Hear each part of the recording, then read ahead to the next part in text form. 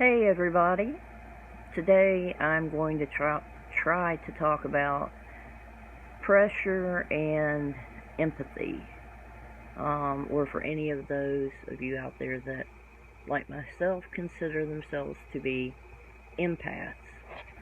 When you have a big degree of empathy, you don't just sympathize with someone, you empathize, which means you take on the problem like it's your problem. You process it mentally and emotionally as though it were your problem. Now, for the majority of my life, I had way too much empathy, could not control it. And then a few years ago, it kind of came clear to me that I was giving too much empathy to maybe the wrong situations, and not enough genuine empathy in things that could help people and also help me, just in the fact that I would be helping someone that needed it for a good reason. It would be a benefit and maybe not an enabling or hell, just carrying someone else's cross. Like, we all have our own crap on our plate. I don't know anyone out there that doesn't have something going on in their life that is not either financially or mentally, or you name it. We have our own issues. So right now, I have my own issues. I'm needing to move out of my residence in the next couple months. I am terrified of change, and as codependent as I am, I've never lived alone. So when my guy is at work from 2 to 11 on those evenings, or 1 to 10, he's not going to get home until 11 or midnight. And that's terrifying to me. I mean, just the thoughts of being alone. Where I'm going with this, the way I'm tying it together, is that a few of the people I love have some serious issues going on. Partially to me, one of them is just drama, because that's what their life centers around. She's young, there's going to be drama. One of them is my older sister. She has some dementia, is in the beginning of Parkinson's, and is, I think she's about to be 65 this year. Something like that anyway. 64. And a lot of health problems, and, getting bombarded with that, with texts, the drama, and then someone else I care about going through serious emotional, mental issues because they have too much on their plate. Now, normally in the past, I would have scooped all of that up, and I would have been broken, just totally broken. But a few years ago, for some reason, I was able to start reining in this deep level of empathy, and kind of choosing who I wanted to give that much emotion to. Because if you're an empath, if you consider yourself to be an empath, or if you know anything about that, or having a lot of empathy, it will drain you. Some people get physically ill from it, like vomiting sick.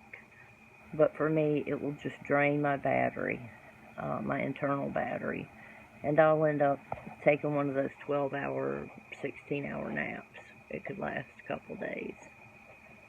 So, I care, and I'm going to try to share some of my empathy, but so that I don't completely overwhelm myself.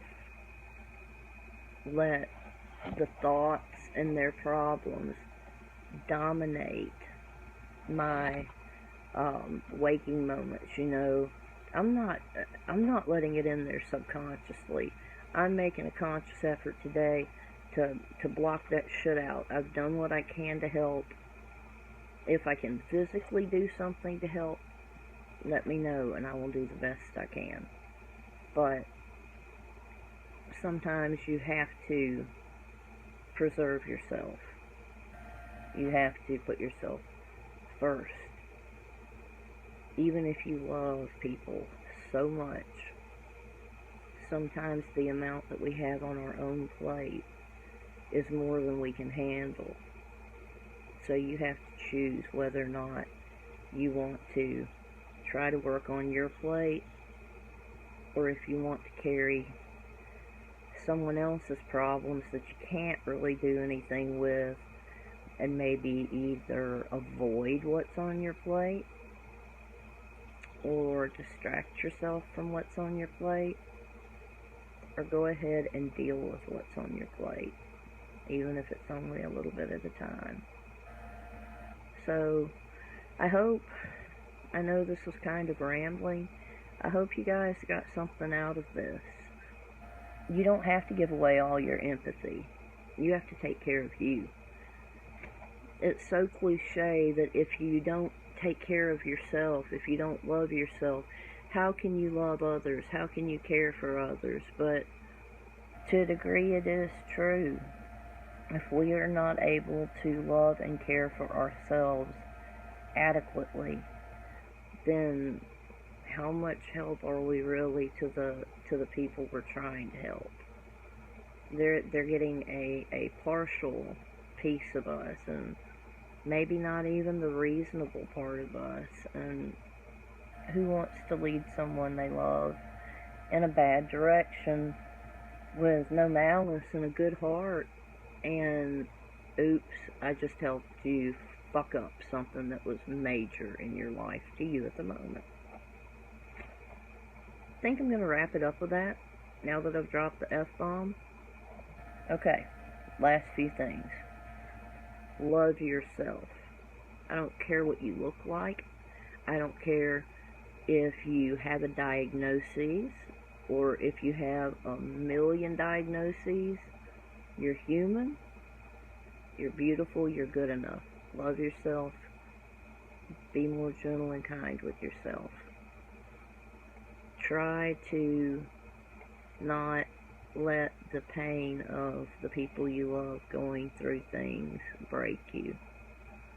Try to be a little more selfish with your empathy, because as long as you're there with them, for them, whatever, on any level, they're going to benefit from it, and you don't have to carry that weight, the extra weight, because they're going to appreciate what you bring.